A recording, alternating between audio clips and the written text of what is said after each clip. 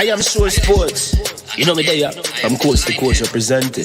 I mean, I say this is righteous representing for Omar. You don't know, come get the sports over here from near and far. Boy. Me say I am sure sports, one thing me sure about. When me say sure, that me not doubt.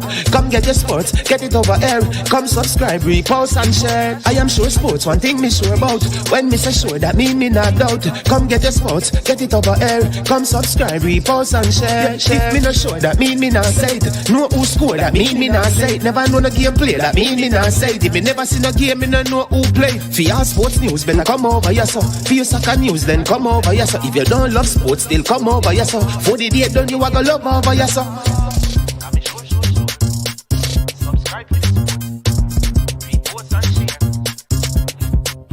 So when it comes on to behavior concerning football, Jamaica is decent. I am sure that if we can get all of these things done, set in place by the end of April, it gives us enough time before the World Cup campaign. Not afraid of no Brazil, no Argentina with these crap of players. We are good enough. Remember, like, subscribe, share. Listen, comment, let me know what your thoughts are. Trick-Nick Jerk Marinade gives your meats and vegetables authentic Jamaican jerk flavor. The spices are directly from Jamaica. Spices like jerk seasoning, allspice, scotch bonnet pepper, fresh scallions, thyme, ginger, and garlic. The key ingredients to a great jerk marinade. 0% sugar and low in sodium. You want to try it? Made up of 18 Jamaican herbs and spices, add delicious, bold flavor to your next grilling experience. Flavoring sauce, a marinade, basting, condiment, or topping. Trick-Nick Jerk Barbecue Sauce. All right, people. Welcome back to the channel. I am Mannings Man. This is I Am Sure Sports. And today I have one of my friends who is going to join us. Listen, Garvey did his breakdown. This is not a competition. You understand me?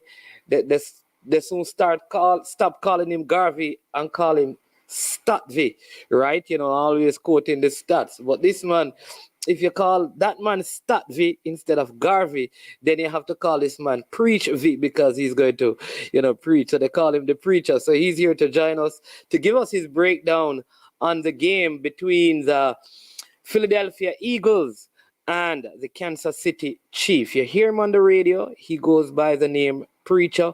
You understand me? I think he's better with the round ball than with the oval one. But I'll let him defend himself and explain his case on that matter. Sir Preacher, welcome.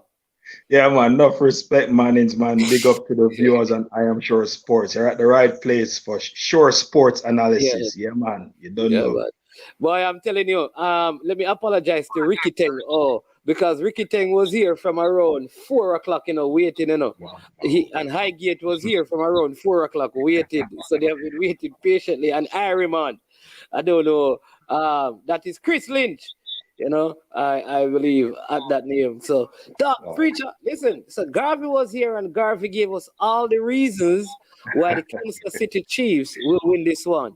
He gave us all the reasons why Patrick Mahomes will outperform Jalen Hurts.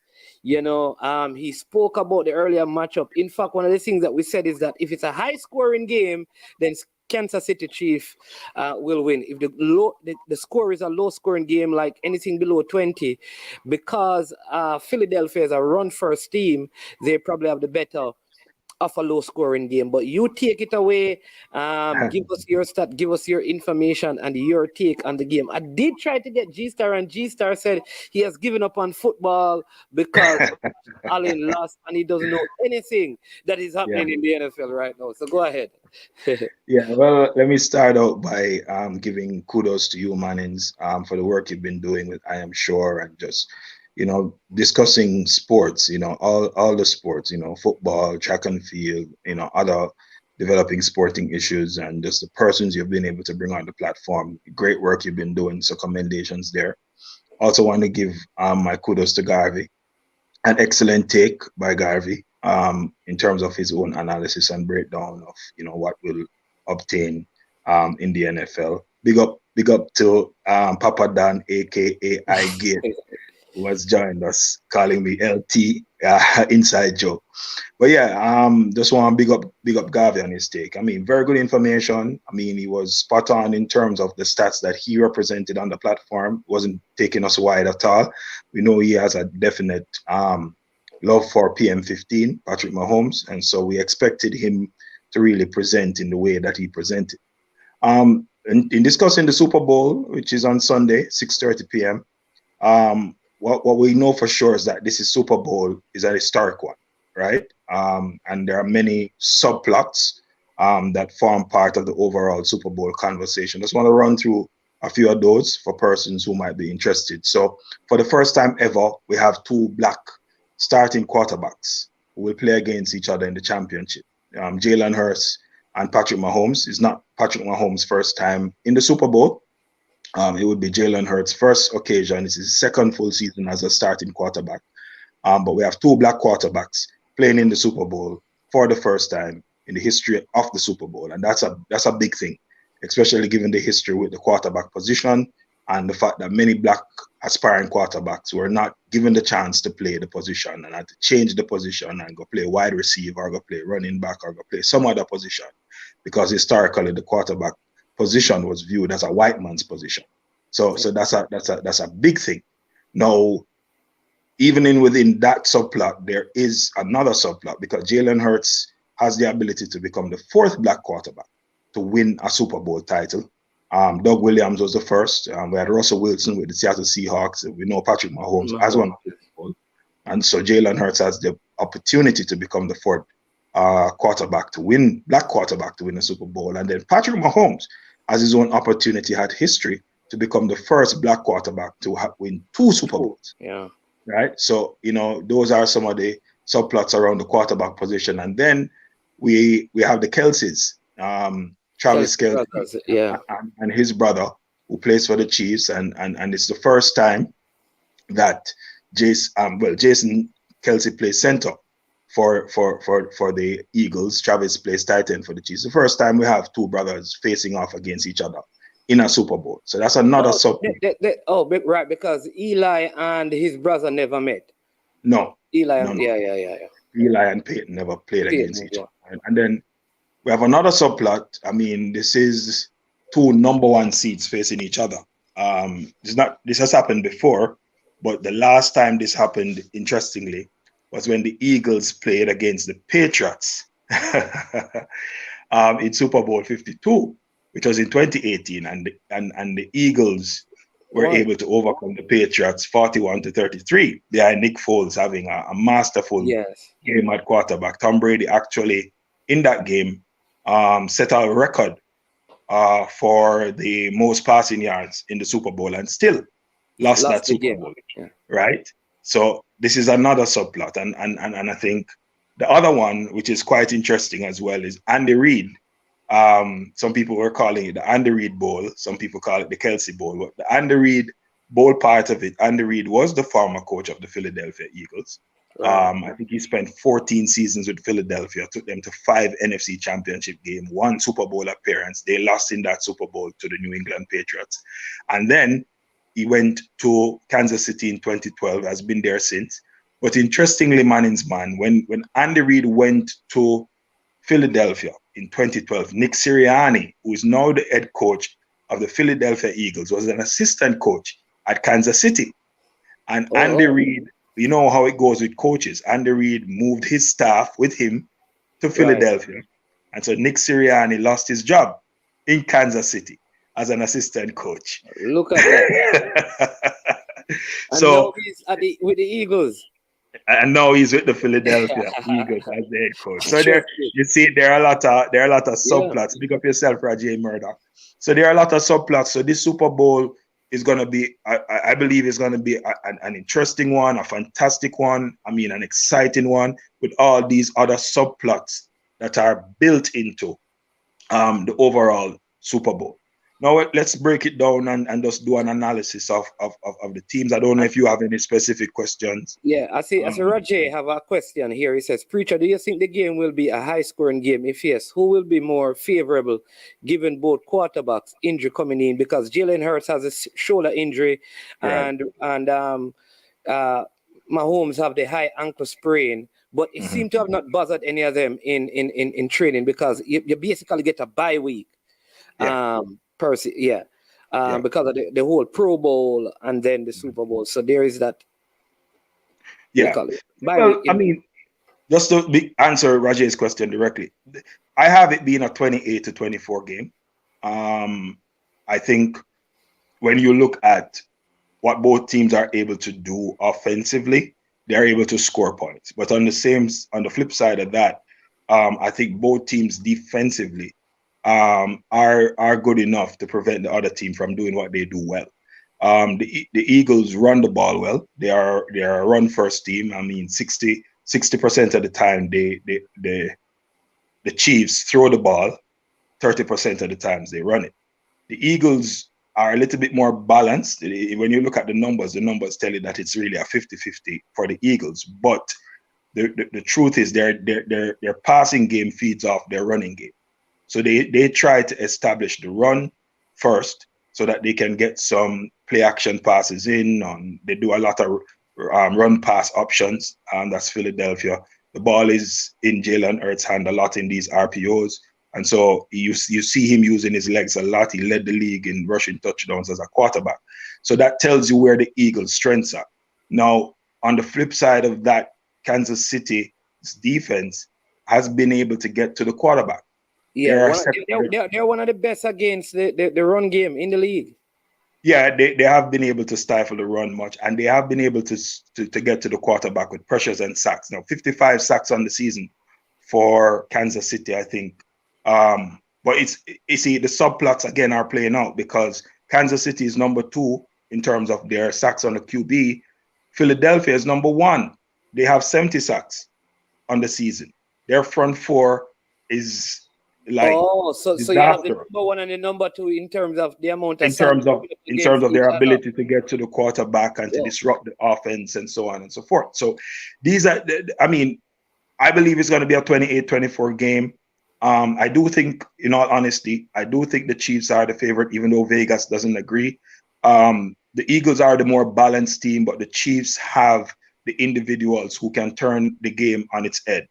And when it comes on to big games like the Super Bowl finals, superstars, that's a time when the superstars tend to show up. That's a time when those who have been there and done that. Mahomes has been there before. Travis Kelce, who is the Chiefs' go-to man. He's a tight end, but he plays like a big wide receiver. What about AJ Brown? Well, I mean, when you look at the Chiefs, they're an interesting mix because the Chiefs have Devontae Smith and AJ Brown. And Devontae Smith and AJ Brown both have had over 1,000 receiving yards this season.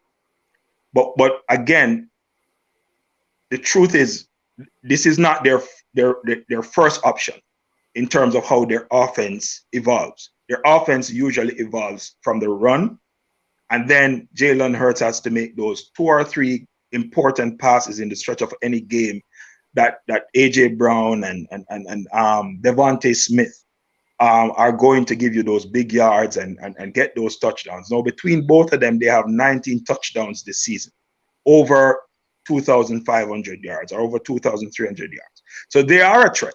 They are a big threat. Yeah. They're a pure 1 and 1A, if you want to call it that, in terms of what they can do.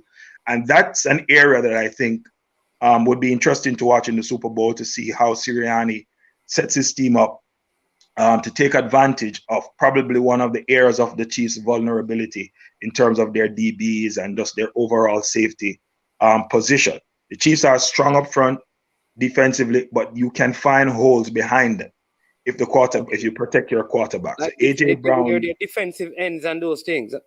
they're defensive backs, right? Defensive backs, right? Yeah, right. So that's an area that will be very interesting in terms of how Sirianni calls some pass plays, but it's going to be predicated on the Eagles establishing the run early, forcing the linebackers and the safeties of the Chiefs to push up in the box, which creates more opportunities for AJ Brown More and one-on-one Devontae coverage. Smith More to one-on-one get coverage those for to AJ get those Brown. coverage Yeah. right, to get those kind of coverage that will allow them to beat the DBs and to get behind them. So I see them being important to the game, not ruling them out. But we know the strength of the Eagles. We know where their strength lies. Their strength lies in moving that football down the field slowly, which is also important in the context of this game, because one of the ways to stop Patrick Mahomes, a man who has thrown for It's keep him off the 5,250, field. keep him off the field.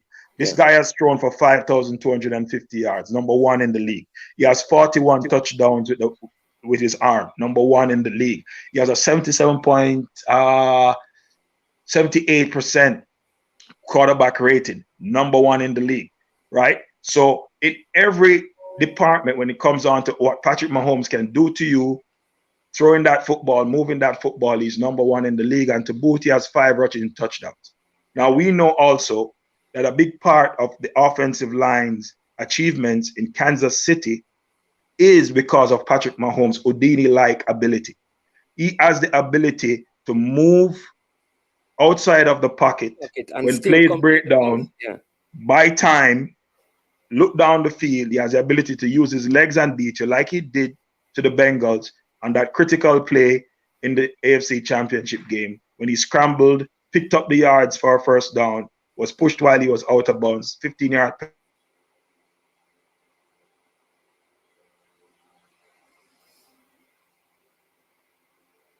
think we're having penalty. connection. The balance, yeah, when you look at the balance of the teams, the truth is the Eagles may be the more balanced team. The Eagles may have more depth, but the Chiefs have the big game players. The Chiefs have the players who can turn a game on its head and who can make the difference in terms of a win versus a loss. I have the Chiefs being the favorites going in. I do think the Eagles are in with a shout. I'm not writing them off. I'm not saying it's going to I'm trying be to a figure out blowout. because, I'm like not you saying said, it's that going to be an easy game, yeah, but I give the Chiefs the edge in this one. just this week, I mean, most of what is coming out of Vegas in terms of betting odds, most odds are on the Eagles to win. Is it because there's some vulnerability in the Kansas City Chiefs game that can be exploited, or is it because, like you said, that they probably think that the Eagles are just way more balanced? They can do the run game, or they can throw the ball down the field if necessary, and they are better at managing the clock. Because one of the problems with Reed is his clock management. I find it that he can make errors under pressure in terms of decision. On like even in the Bengals game, and Garvey pointed out this, he took he did a He challenged. He challenged which the allowed a play. timeout. Right. Basically a Yeah. timeout. But the truth is, I understand what Garvey was saying, but I think it's a little bit unfair to link that to clock management, right? Because you're challenging a play with the risk of losing a timeout if you get the challenge wrong. Now, when you challenge a play as the head coach, you are depending on your assistants and the people who you hire to look back at replays to tell you that is worth a challenge. As the head coach, you're not necessarily looking at that play by yourself. You're being advised by others who are telling you, throw the red flag. Right? Now, he got the first challenge wrong. The second challenge that Garvey alluded to, that he actually got right, but he still lost the timeout in making that challenge, was an important challenge to get right, because that was a challenge on a 4th down play. Yeah? And in getting that challenge right, you were able to move the football and keep possession of the football. So I understand the point Garvey's making about Andy Reid and his susceptibility to make critical, perhaps bad decisions down the stretch. But I think that having been there and done that, they are the more experienced bunch. If anybody will be under pressure in terms of decision making and even clock management, I would think it would be the Eagles and Sirianni, because they are used to having possession of the football and managing the game. If the Eagles go up in this game, say by a score or say by 10 points, if the Eagles go up, will they move away from what they normally do, seeing that they're in the lead? Or if they go behind early, would they move away from their regular game to try and get back into the game because they think that the game might be slipping away from them? Those are the kind of pressures that a team that has not been there before has to navigate. I was just going to, I'd love, I mean, now that you have brought that up, it would be good to know how many, because I know one thing the Kansas City Chiefs are used to is coming from a couple of scores down and get back into the game and winning and even blowing out teams from being down. I wonder what the Eagles' record, I don't have it in front of me, in terms of that, in the league this season, to see how have they dealt with being down. Adversity. Adversity. Yeah. Well, I don't have any stat in front of me. I know the Eagles are 14-1 when Jalen Hurts is playing quarterback. While he was injured, the backup Minshew played. They lost those 2 games. But when the Eagles are playing, they tend to be leading. They tend to be ahead. They tend to jump out early. They tend to establish the lead, establish the run. So it's an interesting question you're asking. I'll look back at what the numbers actually are. But I believe that is where a team that has not been there before, even though you have players on that team who are well experienced, you have Fletcher Cox, you have Ndamukong Suh, who won with the Tampa Bay Buccaneers. He's coming off the bench, but you have some experienced individuals. But as a team and as a coaching staff, I believe they're the ones who may be under the most pressure going into this game in terms of the decision making, the management of the clock, what they do if they fall behind, so on and so forth. Is there a quarterback who has actually won a Super Bowl in his first year of starting? A rookie quarterback who has won the Super Bowl. Why, you should have Garvey on the program because Garvey is the walking stat machine. I don't recall a rookie quarterback winning the Super Bowl. I'm going to actually check. Because I doubt it. Do this would be like historic as well. No, but Hurts is in his second season. Yeah, but this is his first season. Oh, this is did he start last season? Yeah, man, he was in his second season as a starter. No rookie quarterback has ever won the Super Bowl. Okay.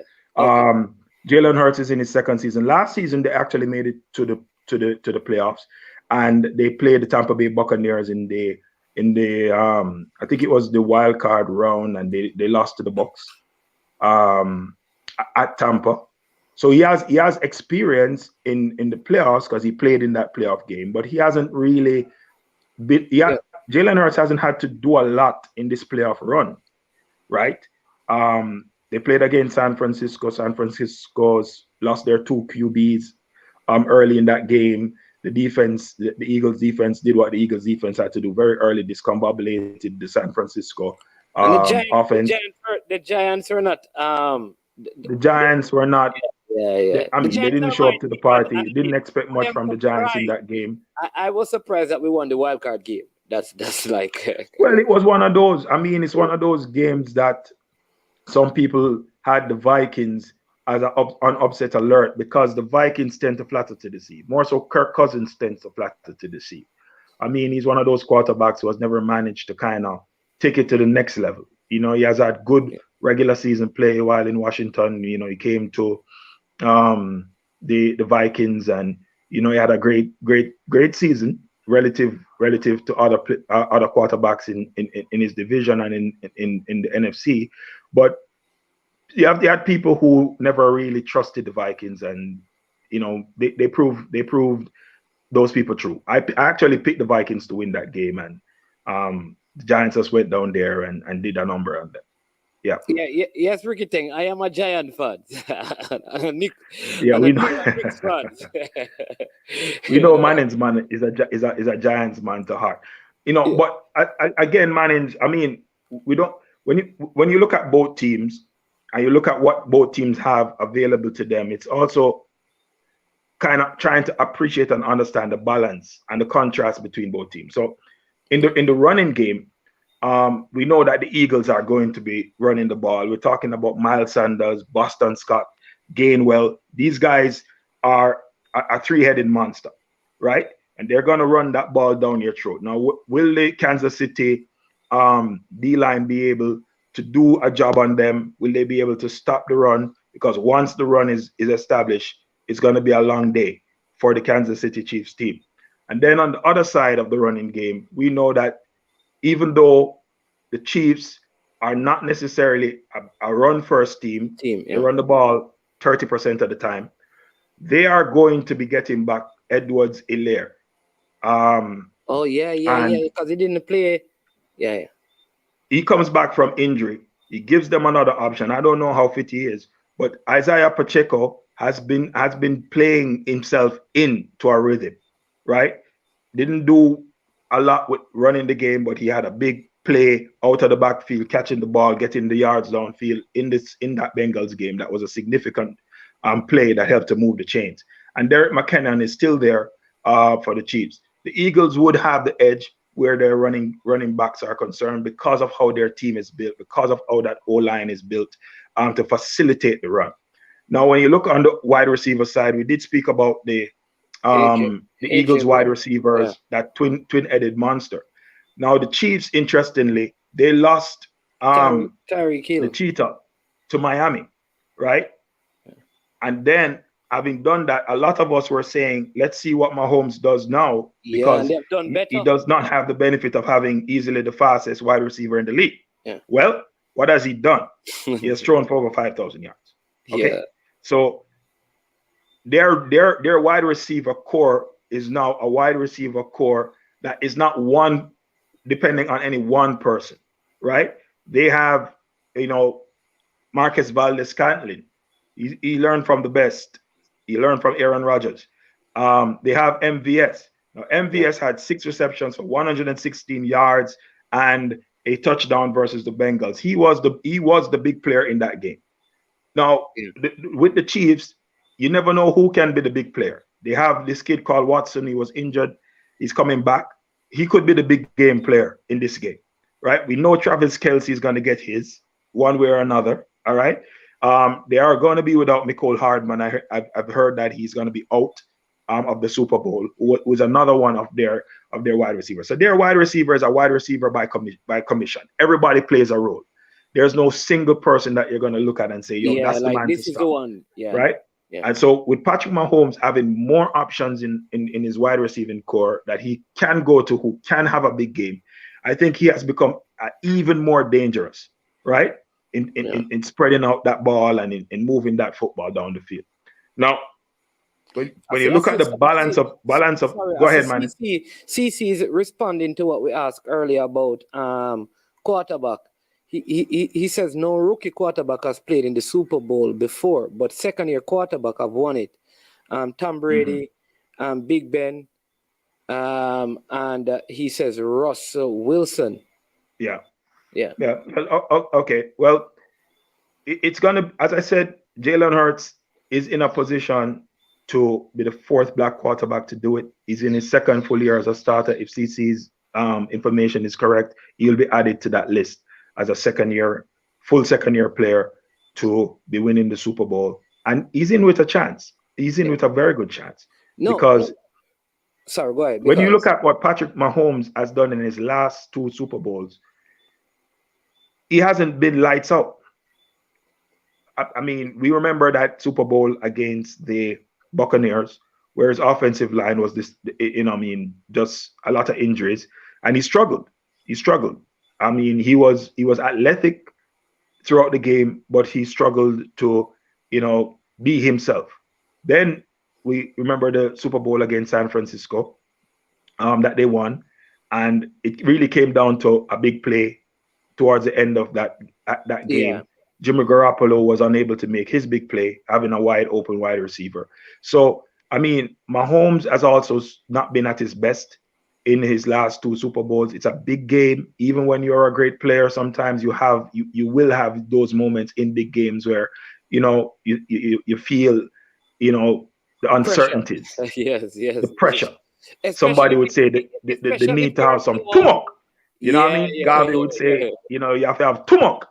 Yeah. Well, Mahomes has shown in a couple of Super Bowls that, he has struggled. Especially if you're down and the Philadelphia run game is going well and they have a couple of interceptions, it could, like I said, put him under some sort of pressure. It would put you under pressure. And listen, I've said it many times that the NFL is the ultimate team sport, because you are dependent on your defense when you are trailing, to stop the other team from piling on.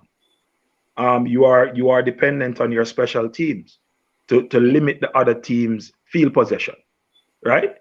You're dependent on your offense to put up points Points on the for board. you as a defense and to give you some rest when you have just been out on the field for 5 minutes or 6 minutes, So the entire setup of the way American football is played is an ultimate team sport, and it's going to take an ultimate team effort to win on Sunday.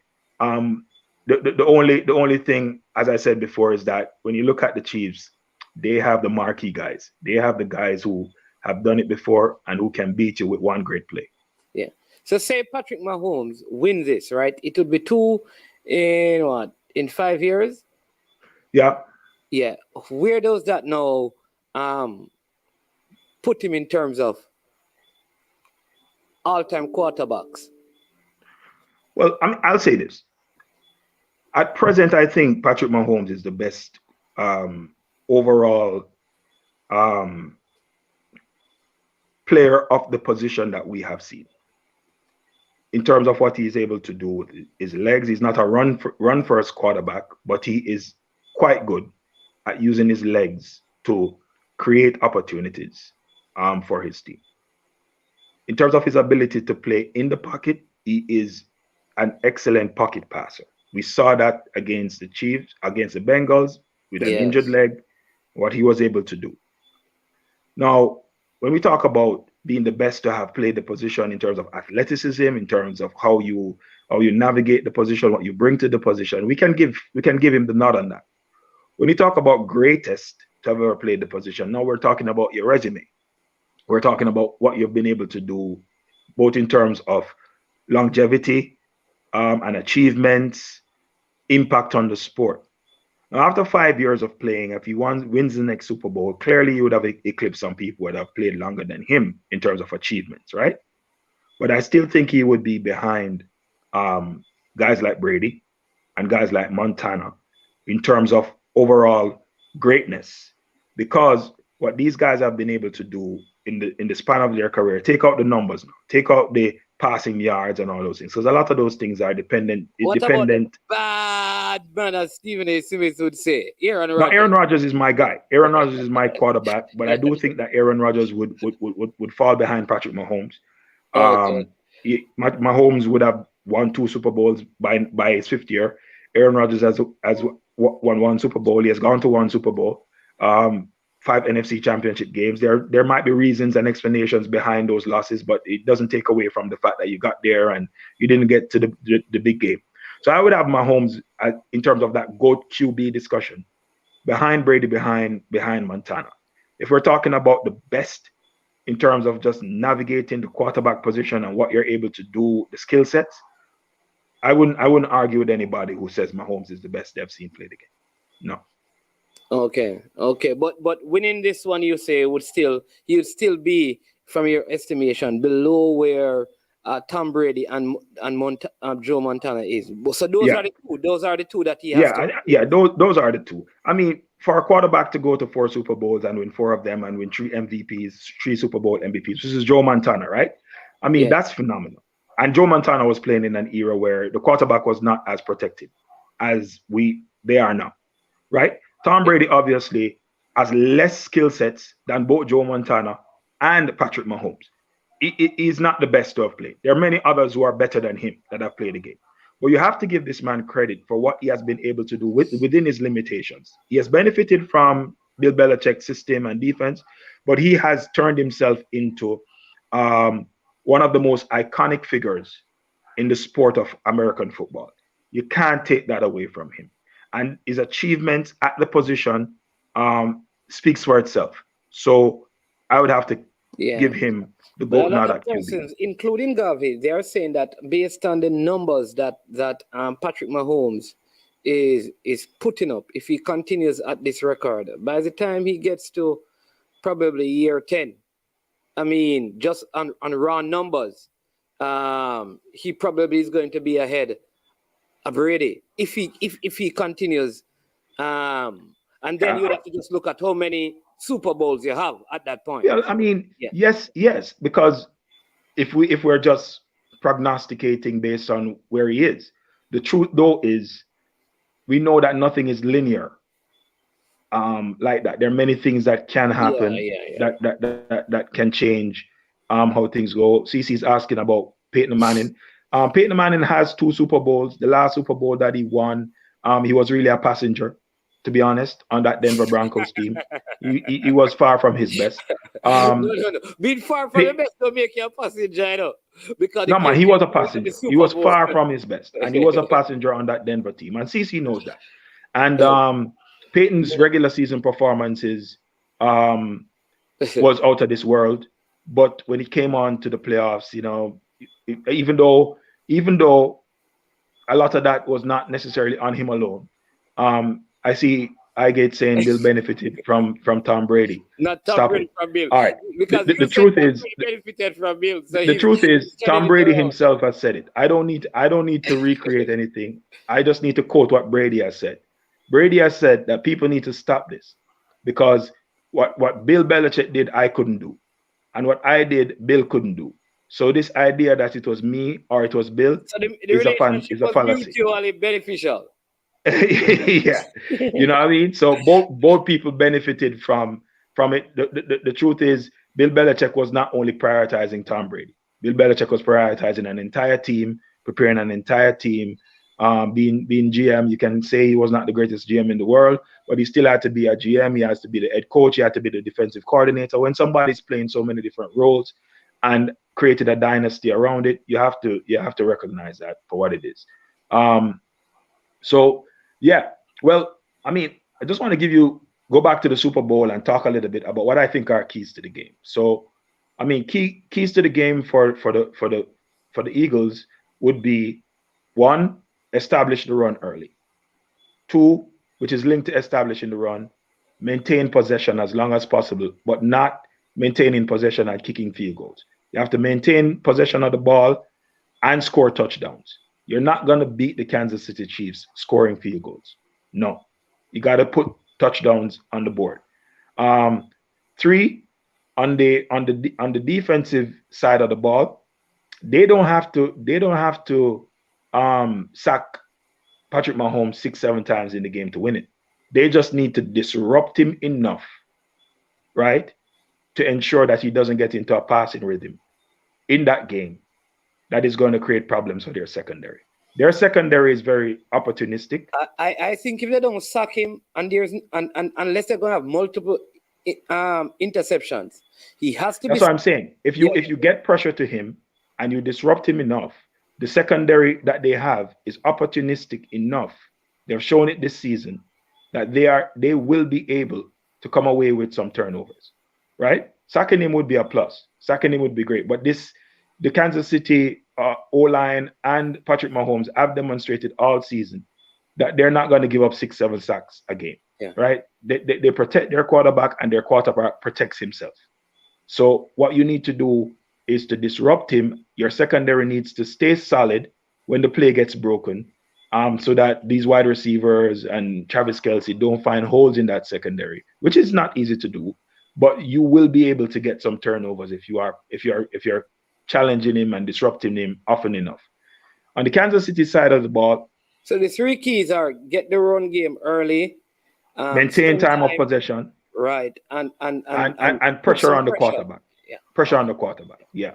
And on the Kansas City side of the ball, it is really getting Pacheco or Edwards Hilaire in the Yes. game to create the kind of situation that allows the defense to to not to not sell out on your pass game.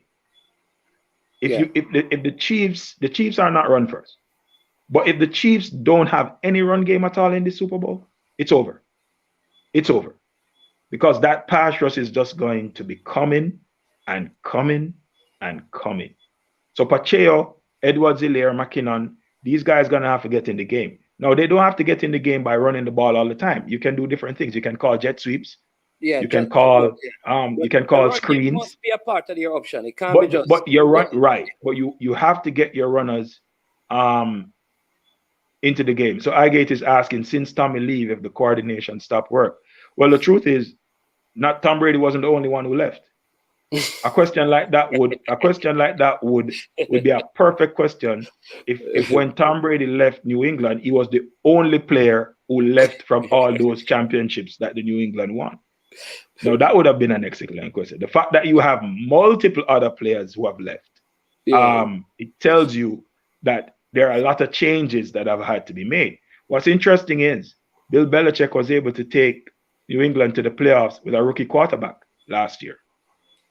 He's a rookie, first-year quarterback. They made it to the playoffs. Now, that must be credit to who? The first-year quarterback or to the system? You know what I mean? so, you know, we have to be balanced in how we reason the thing. You know what I mean? But yeah, so the Chiefs are going to have to definitely get those guys involved in the game, whether through screens, jet sweeps, or the run. And, of course, on the defensive side of the ball, the Chiefs are going to have to put the Eagles in some long third down situations. The Eagles are perhaps the best team in the league in fourth and short situations. Right. They go for it on fourth and one all the time. Garvey did mention that. Get them into third down. Anything 5 and over will be a problem. Yeah, they're going to third and 8, third and 9, third and 7. Those are tough down situations for a team like the Eagles because they don't want to throw it first. Right, and so you're putting Jalen Hurts in a position where he may have to throw the ball, right? And so you can now lock down these two wideouts, right? Limit what they can do, and force them into a fourth down. If you're giving up a lot of yardage on first and second down, then you're going to be in trouble, right? And the Chiefs also need to avoid third and 4, third and 3, third and 2. They are one of the worst teams in the league on short third down possessions. So they need to be able. I always notice that why they still try to throw the ball on those short runs. They're just used to throwing the ball sometimes, like it's almost like they don't plan for third and 1.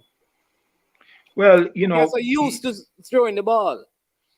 Maybe that's it. And maybe they're not as confident in their run game. But when you have a quarterback like Patrick Mahomes, sometimes the blessing of it is also the curse of it. Because when you have somebody like Mahomes as a head coach, you sometimes put so much confidence in his ability to create something in those situations that it backfires on you. But you have to trust a quarterback like that. You know what I mean? So I think those will be the key to the game. I see the Chiefs edging this one 28-24. If I'm wrong, I would be happy that I'm wrong. You know what I mean? But right. as an objective person looking at the game and just looking at, you know, the explosive nature of Kelsey and Mahomes and the unpredictability of these wide receivers, that any one of them can come up big on any given Sunday for the Chiefs. I think I'm going to give the Chiefs. Garvey would have been chomping at the bits to come and challenge you, but having heard that you have predicted Kansas City to win, he may just calm his nerve and lower his voice and just say, okay, you get a pass on that. But, well, we have to have the ability to be balanced and objective in how we view it. The Eagles are more balanced, but being more balanced is not always the recipe for winning. Sometimes what you need is that one or two player that can turn a game around for you. And Kansas City possesses that in Patrick Mahomes and in Travis Kelsey. These players Travis Kelsey is arguably the best tight end to have ever played the game. Yeah? Whoa. I'll put him right up there. You have Tony Gonzalez, you have Shannon Sharp, you have Kelsey now. I would say Kelsey. You have Gronkowski, right? Gronkowski's good. Those four guys are going to always be in the conversation. There will be others, but I would say Travis Kelsey is right in there with an argument. Okay, because I have Shannon Sharp as the best catching touch tight end, the best receiving tight end, because the tight end position involves a lot of run blocking as well. And you may have had better run blocking tight ends. The Green Bay Packers had a guy called Mark Shimura in 1994, 1995. He was one of the better blocking tight ends in the league. But in terms of pass catching tight ends, Travis Kelsey is right up there with the best of them.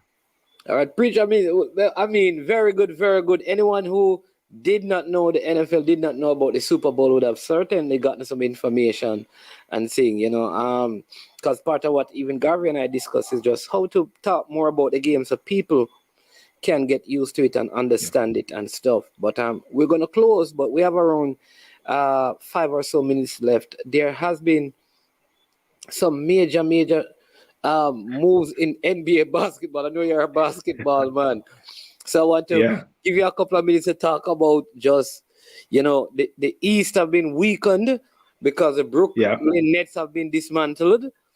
yeah, The Suns have strengthened. yeah, I believe because they have a legit three now. yeah, Dallas have a legit two now. I don't know who the yeah. third piece will be. I mean, um, how does that? Blockbuster moves, some major moves. I mean, if the Boston Celtics don't get back to the NBA Finals this season, that will be a travesty. Let me start there because Boston did what they needed to do this off season in terms of just the additions that they made. I mean, we know the situation with their coach. They brought in a new coach, and they have been playing well. Um, Kittle, I get you saying Kittle could have been Kelsey with a better quarterback, and Mark Andrews is coming. I agree. I agree. If Kittle had a better quarterback thrown to him, last year, the year before that, he was a beast. He was on fire before he got a little injury, right? He would have been up there, and Mark Andrews is no joke. And if Mark Andrews was playing for somebody like a Patrick Mahomes, somebody like a Aaron Rodgers, or Tom Brady, who throws the ball a lot, then Mark Andrews would be in that conversation. You are spot on that, I get. Now back to the NBA. Yeah. So let me start. I started with the Celtics. Let me go over to the West. I don't know what Mark Cuban is thinking, but Dallas has not been made better. I I think agree Dallas with has you. put themselves in a win now kind of situation. And I don't know that they're gonna win now with what they have. The truth is, both Kyrie, right, and Luca are What? ball dominant guards, That's what I'm wondering. right? Why did they do that? And when you have two ball dominant point guards, you're gonna have problems in terms of late game situations, in terms of generally how they play the game. Additionally, none of these guys are good guard defenders. None of them. Both of them are very average defenders. Now, if I'm playing against Dallas, I'm putting Luca and Kyrie in the pick and roll every single time because every single time I'm going to get any shot that I want to get. So Yeah. you lose Finney Smith, who is your best wing defender. You lose you send back Dinwiddie to the Nets. Dinwiddie was one if you're your second scorer on that team, a steady guy. I mean, a steady, very steady basketball player. Now, some people will say they've gotten better. But You're talking about Kyrie wasn't Irving. he Kyrie Irving is wasn't he box traded office. from Brooklyn? Yeah, yeah, Well, it was a trade, yeah. right? But I don't know. I I don't know that Kyrie Irving's mentality towards basketball is the kind of mentality towards basketball that a Dallas team that needs mature leadership and somebody to be a B to Luca who's an A. I I'm don't know here if Kyrie thinking is the B to because the Luca. Mavericks are 30 and 26 with the roster that they have, right? Hmm. The Nets are 32 and 22, so it's not far apart in terms of record. I'm thinking like, what was the logic with getting Kyrie into that? Is it that they believe that Kyrie brings them to the number one seed or make them championship, or is it Well, I something that mean, Dallas are going to be in the around? playoffs. They're going to be in the playoffs. It's not. It's a move of trying to take you over the edge, take you over the top, put you in a position to be more competitive in the Western Conference. The Western Conference was not as competitive as the East was in some people's mind up to recently, right? Up to some of these trades. Now the Lakers also made some move. They moved out Russell Westbrook. And they They move also let Patrick go that young Beverly. kid Bryant, who I believe is a Yeah. very good talent. Was playing big boy basketball, center position, and looked very good. I'm not sure why LA let go that kid, but they And brought in Beasley. they move Beverly today as well. Patrick Beverly. Patrick Beverly has been traded. Yeah. I didn't get that information. I Yeah. don't Yeah. know. I mean, that would be Um. surprising.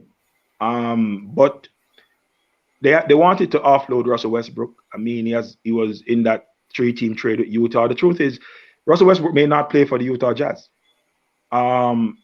Utah may buy out Russell Westbrook's contract and then just release Russell Westbrook, and Russell Westbrook will become a free agent and can choose whoever he wants to play for. Now, I'm not sure who's going to take Russell Westbrook on, because it's not just his play, but apparently he was becoming very toxic in the locker room, and so LeBron and others were not comfortable with him being around the team. And even on the court, there were issues, even though he was playing a little better than he was last season. But I'm not sure what's going to be the future for Russell Westbrook going forward. It's an unfortunate situation with him. But on the Lakers side of things, the Lakers have gotten better. I don't know if they've gotten better enough to still be a contender to make the playoffs. I've said on another platform that if they don't make the playoffs, it will be a travesty, because they have spent money, they have made moves, they have gotten big players in, and they just don't seem to be able to string together 5, 6, 7 games of winning basketball. And a big part of their problem is, one, their ability to shoot the ball well, and the other side of that is their inability to defend. Yeah. So Patrick Beverly got moved in the trade for Mo Bamba. Oh, wow. Mo Bamba, yeah. So interesting. So the Lakers have bolstered their wing defense position in bringing in some of these players. They're obviously trying to make a push to make it into the playoffs. Jeannie is spending, she's moving, she's making decisions. So let's see what kind of leadership LeBron will bring to the team. LeBron and AD. AD needs to step up. He needs to be much more aggressive. He's too passive. Let's see what happens. I think the Suns have a big three, but they have two of those big three that are suffering from injuries. Devin Booker is not back to full strength, and KD hasn't been playing because of injuries. CP3 is like past his best, and a defensive liability as well. I think right now, with all the trades that have taken place, Golden State must be smiling, because Golden State hasn't lost anything.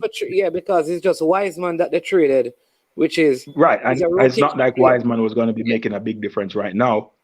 They get back Gary Payton II, who adds some value to them defensively in the point guard position, and they start playing their best basketball after the All-Star break. So it will be an interesting push towards the playoffs. The West is very tightly packed, very closely packed. I'm Any card can play. The Bucks, because I think to get past, I think Chris Lynch want to challenge you. No, I'm just kidding. He's challenging me on the Lakers. No, he's not. Iron Man. No, but what I said, I'm surprised that the Bucks didn't make a move. The Bucks did. The Bucks actually got Crowder. Oh Lord, what's his name from Phoenix? Didn't Crowder. Crowder. And Crowder makes them tougher defensively. And he also gives them that additional person who can stretch the floor. He will score his fair share of 3-point shots. So I think the addition of Crowder is a great addition for Milwaukee. I didn't think they needed to make any major moves, but this addition is a good addition. Yeah. All right, Chris Lynch, you see, I've dropped the link for you to join, so you can come on quickly. And what's Chris Lynch saying, man? I don't know what his plan is, so we go hear what his plan is. And see. So there you go, Sir Lynch. Let me just spin it so that you can. There you go. Yeah, man. Big up yourself, Chris Lynch, man. You know, once Chris Lynch there at the place, the place nice, full of vibes. Yeah, lots of I mean, Serge Ibaka is going to be waived as well. I'm wondering, like, some of these players who are going to be waived, if team will pick them up, even Serge Ibaka. Yeah, teams that are contending, will pick up a guy like Serge Ibaka. He's a good guy coming off the bench. He gives you an additional body, somebody else to block up the paint, defensively. So you will have people picking up these guys. Yeah. Yeah, Will Barton as well. He's one who's going to be out there. The guy called Deadman, who was at San Antonio. He was waived. Dwayne Deadman, he was waived as well. So some of these guys just picked up in the, You know, I kind of look at the Knicks because the Knicks have been doing well with Brunson at the Yeah, point, and I mean they have some pieces that they could have really yeah. moved But with. you know, Mannings, man, the Knicks ownership is not anything to write home about, right? And in terms of making that major move and bringing in that marquee player, they have missed the boat on several occasions. It's New York is the mecca of basketball, man. It's about time that the Knicks get that blockbuster marquee franchise type But player. maybe nobody Um, wants to play. I'm trying to look around the league. Which star wants to go and play for the yeah, New York Knicks? You just come had on. Kyrie and KD leaving New Jersey. Like all the stars are gone out of New York and New Jersey. There are no stars. And yet, Madison Square Garden remains the home of basketball. You know, everybody wants to go to MSG and play against the Knicks and put up big numbers. What's going on, man? Ownership needs to check themselves. Listen, Yeah, Mannings, I have to yeah, skedaddle man. out of here. Yeah, man. Chris Lynch, you're Um, gonna miss the boat, because you see, preacher has to go. We have 3 minutes yeah, to I have go. to But run listen, because I have another engagement. But yeah, man. listen, Thank you so much, man. I people, let's tune really in, man. appreciate you coming on. Yeah, man. Yeah. Anytime, Mannings. You know the thing. Go big up the man. Them. You know, big up Ricky Teng. Big up Highgate and the CC, I crew. get all the elite crew. Gunners Big up the boss. elite group. Yeah, man. Gunners You boss. don't know. Big up Junior Garvey, same Yeah, way, man. yeah. Yeah, man. When Junior I say Garvey, yeah. chicken back Chris gravy, Lynch. you know, I say Junior Garvey. You understand? Gov Yeah. stat. Stat gov. Stat V. Yeah, man. All right. Thank you so much, Sir Preacher. Enjoy the Yeah, rest of man. the day and be safe, man. Yeah, man. Much Appreciate love, it. brother. Much Yeah, love. man. All Cool. right. So there you go, people. That is Preacher for you. You heard from Garvey. You heard from Preacher. Both of them have predicted that the Kansas City Chiefs will win this one. Preacher says 28-24, somewhere there. Garvey is thinking it's going to be somewhere in the high 20s as well, with a Kansas City win. Want to thank every single one of you. Listen, we're trying to get the people engaged in the football discussion. That's the NFL. So please,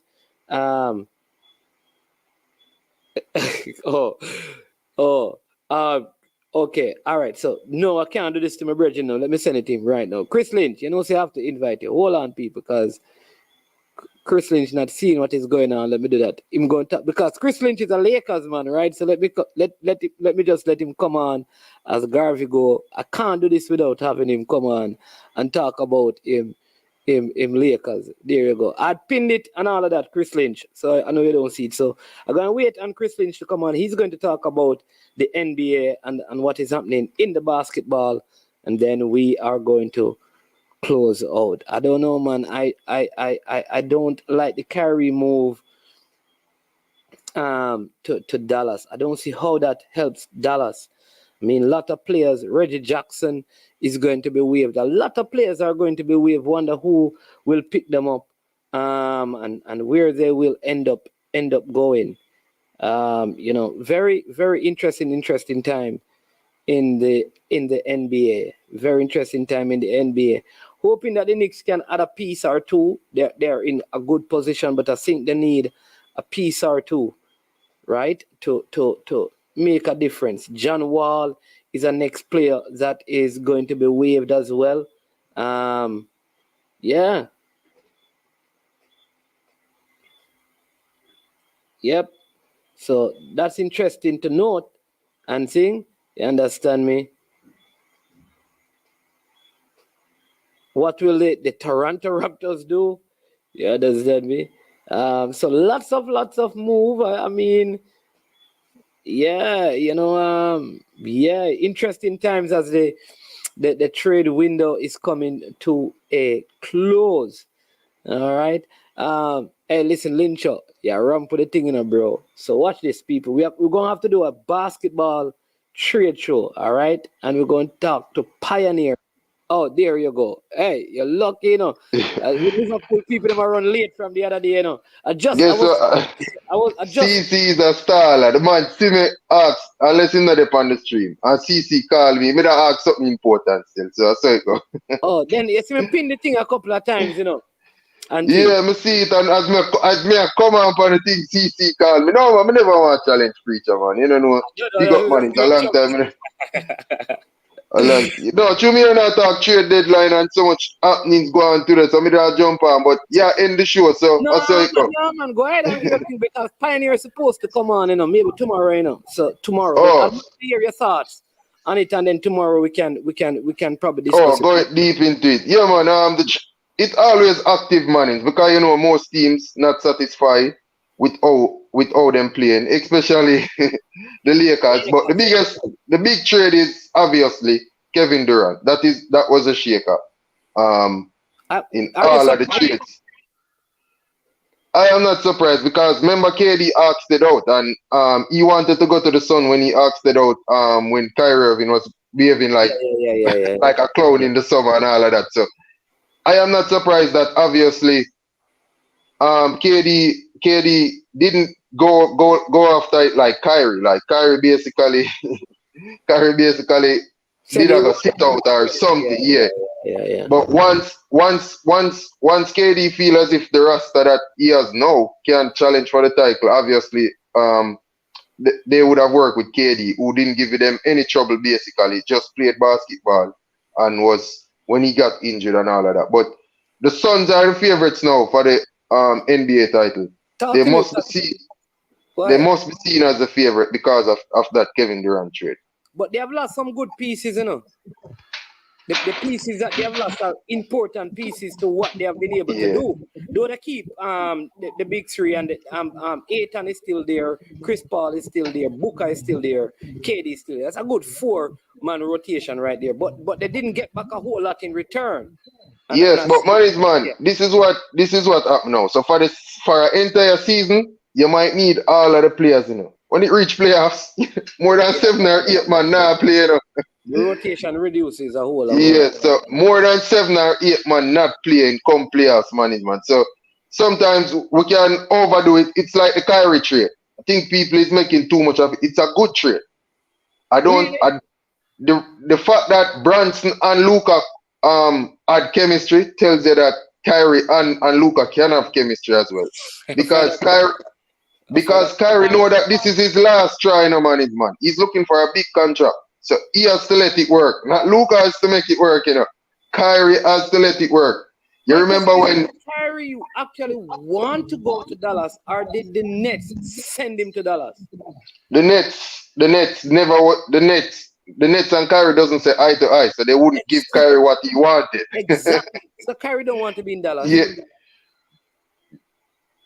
He wanted to get traded. He knew that they weren't going to send him where he wanted to go to a money. He knew that. All right. So I think the Nets just sent him where they could get the best value. I don't think Kyrie is in Dallas saying, yes, I'm glad I get to play with Luca. Money, but sometimes you end up somewhere and you just start to think all about the positives. So some of the positives he will be thinking about is that Jason Kidd, he grew up a Nets fan. He would have seen Jason Kidd play at the Nets. So obviously, Jason Kidd like him. Obviously, Luka Doncic like Kyrie because they would have to agree upon that trade. It's not just the general manager or the owner just say, let's go and get Kyrie. Luka Doncic, who is very more valuable than Kyrie Irving to the franchise, would have to say, yeah, because it put them over the top, man. Trust me. People thinking about defense, but you look at a game like last night, Kawhi Leonard, Paul George, even though they're not playing the best of basketball, when they needed stops, they get stops. That's the Mavericks. That's the Mavericks. Yeah. Yeah. What about this? So- The Lakers. Do you think the Lakers getting rid of Russell Westbrook, Patrick Beverly, makes any difference to their team? Yeah, the main thing is Westbrook contract and attitude inside of the dressing room. Like the news coming out of that record breaking game from King James becoming the all-time leading scorer in NBA history is that same game against OKC, there was a bust up between him and the coach. So obviously there's even news coming out today that they would have probably cut Westbrook, send him home basically. So he would have still getting paid, but they would have sent home Westbrook even if he didn't get traded today. because they're basically labeling him as a as a vampire inside the dressing room. But this trade do let the Lakers get better. You always need shooters with LeBron James. You just that's what you need. And all the teams that you have won with, even the one championship with the Lakers that he has won with, they were consistent shooters. Caldwell Pope, Kuzma was on his little thing. Caruso would knock down as a point guard playing playing off the ball sometime. But I think the Lakers get better, and they can be dangerous if they get in the playoffs. They can be very dangerous because if they get in the playoffs, it's 7 games management. Yeah. And 7 games, it's not easy to dismiss opponents over 7 games. You would dismiss someone over 1.5 game in a manage. But a 7-game series, this is what LeBron James is used to. This is what the Lakers could get confidence from. The only big question is that D'Angelo Russell, he went down in the playoffs last year with Timberwolves. He didn't really shine in that playoff series. Had he shown up in that playoff series, probably Minnesota could have beat the Memphis Grizzlies because they were up in most of those games. And what's his name? Russell just didn't have his best playoff. So that is a big question. But obviously he's going to have space because now it's better to throw the ball to D'Angelo Russell than Russell Westbrook when someone double team AD or LeBron. It's better to have him. You cannot give him the space that you see they give in Westbrook. So obviously they're going to get space. And Beasley, he's a good knockdown shooter as well. And Vanderbilt plays good defense. So I'm expecting, like Preacher said, probably they must make the playoff first thing. And I think once they're in the playoffs, not the play-in, they need to make the playoffs. Because if they make the playoffs, I think they can be very dangerous to any team in the West. Yeah. All right, we have CC who has belated to join us. CC, what say you, man? Yes, Loco's back. Goat is back, Yeah, but The GOAT? Chris Lynch?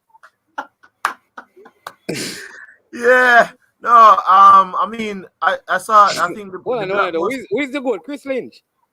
What is CC the GOAT of? You just take a GOAT title, CC. Tell me what you're the GOAT of. Explain to the view. Look who's back. Remember, I've been on a hiatus, So if Piney was in the chat, he would have said he was a GOAT time dresser. No, but I mean, I think the blockbuster trade which everybody was woke up, everybody was last night in the middle of the night. Call it say, man, that's in the 12th hour. Kevin Durant going to the Phoenix Suns, right? I hear a lot of persons saying Kevin Durant going to the Phoenix Suns is almost similar to like when he went to the Golden State Warriors, but I don't think it is similar. But I think it's creating shockwaves in the West, even though you have other teams that have loaded up in terms of getting other picks and stuff. But I think this automatically propels the Phoenix Suns into that conversation in terms of the definitely conference finals right now. You're looking at the Suns as a conference final contender and looking for them to come out the West. But I mean, let's see, because I think this was the best scenario after with the Kyrie trade being had and Kyrie going off leave. Because other than that, like Kevin Durant I don't think Kevin Durant could have propelled that team to where you would think they could challenge for a title in the East with the pieces that they had. So I think it's the best scenario for Kevin Durant. Kyrie, let's see if it is the best situation for the Dallas Mavericks. Depending on how they fit the matchup, I think what I would want to see is Dallas Mavericks versus Phoenix Suns. I would want to see the Dallas Mavericks versus Phoenix Suns. Yeah, but the one thing I can say is remember that there's a Golden State in the West too, Yeah, but that's the way I'm getting to. I think this, for me, if Kevin Durant can go, Kevin Durant is now at the Phoenix Suns. If Kevin Durant can win a ring in coming out of the West, facing Golden State, albeit they're not the Golden State of yesteryears, facing LeBron James. Maybe LeBron James is not the LeBron James as he is.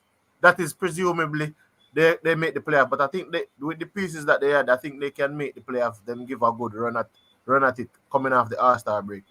But I mean, based on how the West is loaded, I think it's one or two things. I think that Boston or Milwaukee is either going to be in the NBA final. Nobody else over there, so not really. That's I think that's done and dusted on that side. Really, you don't think that Philadelphia with James No, Harden? sir. No, I don't think Philadelphia is my team, you know, and I don't see Philadelphia near a championship at this moment in time. I think players like James Harden, it's my son away, but it's difficult to win with players like James Harden. It's just like James Harden is a talented player, I don't know if he possesses. Guys are also just forgetting that Denver Nuggets, you know, with Jamal Murray, who has been out coming back and playing well, you know. They are number one seed, you know. And remember, they did well without. Yet what Crystal is taking in here? Where you see Crystal? Not now going to Denver. No, they are the number one seed, Mannings. But we know playoff basketball, and that's why it's critical to watch regular season. We've seen the Jazz with Donovan Mitchell done this a lot of times. They just look like a good basketball team in the regular season, and then come postseason, they are nowhere to be found. So Denver does look like one of those teams right now. But obviously, like you said, they're playing good basketball. But just like you said about Golden State, come playoff times, they're going to be right in the mix, even though they are not right there where they should be right now. I mean, the West is just confusing. It's just 4 games and 3 games separating probably 9th from 3rd and 4th, and it's just very compact over there in the West. So, but Denver, as much as how they are number one, trust me, man, it's Golden State and Phoenix must be seen as favorites, or even the Mavericks I have as favorites over Denver. All right. I think Denver comes off as Utah. It's like nobody reels it. Like Denver is number one, but nobody over. It's like, to me, the big dogs in the West don't necessarily fear a Denver Nuggets, and that's the issue. When it comes playoff, Golden State is going to say, "Oh, we can take Denver. Give me 7 games, we can take Denver." Suns is looking at say, "Oh, we can take any team." If you really look at it, if you was to do a survey, any one of those teams right now would want a Denver Nuggets as an opponent in the playoff. Yeah. I think Golden State would want Denver over Phoenix Suns right now. Yeah. Well, you're talking that's a good way to look at it. Yeah. You're talking about the ball, the Spalding.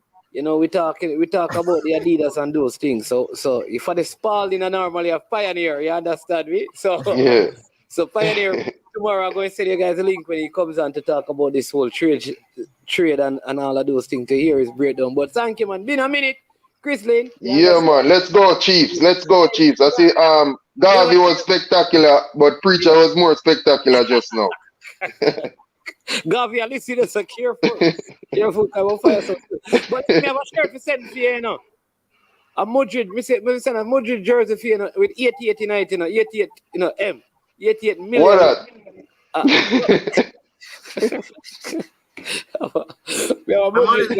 Man is go on, you know. I see a troll, man. I mean, not troll, man. I don't know, man. But it's two team there, man. Oh boy. But listen, big up, you know. It's been a minute. Yeah, man, big up. Yeah, man. So, yeah, man, just make you know when Pioneer come on and big up to the viewers. Just man, you know keep it locked. The track and field, I get hot, you know, Chris Lynn. I'm gonna meet tomorrow because me say Tina Clayton there near me. She run our meet. She meet close to me tomorrow. All like right, 10 minutes away. Yeah. So God. Yeah. All right, boss. All right. Bless up to you and the family, man. Yeah, man. So take care. Yeah, man, CC, man, it's big up. Yeah, man. CC, bless up yourself, you know, every time. Yeah, man. People, so there you have it, you know. It was supposed to be the football show, but when the friends them come on, we just drop some basketball in it. So I am management. This has been I Am Sure Sports. And you know how it goes. When we reach the stage, we say we are over and we are OUT out of here.